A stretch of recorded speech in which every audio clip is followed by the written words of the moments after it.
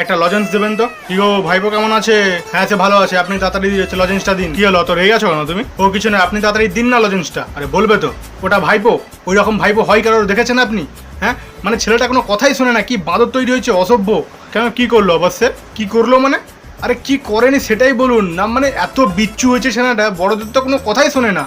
এই তো সকালবেলা আমি ওকে বললাম যে বাবু কাকা বলো, কাকা কেন বলেনি কাকা? না সে তো বাবু পুরো একদম অসভ্যের মতো আমার মুখের দিকে তাকিয়ে হাসছিল। না মানে ভাবুন, এই ছেলেটা যদি এখন থেকে অসভ্য বাঁদর তৈরি হয়, এই ছেলে তো বড় হয়ে গিয়ে পুরো সাপের 5 পা দেখবে পুরো। আরে তোমার ভাইপোর বয়স কত? আরে এই তো 1 বছরে পড়লো। না মানে ভাবুন তো, লোকেদের ছেলেরা কি সুন্দর 1 বছর বয়সে কথা বলে, আর এই ছেলেটা না কি অসভ্য বাঁদর তৈরি হচ্ছে এখন থেকে। আরে তুমি খেপা আছো নাকি? আরে শুধু তাই নয়, এই তো পরশু দিনকে আপনার মেয়ের সঙ্গে বাজারে দেখা হলো।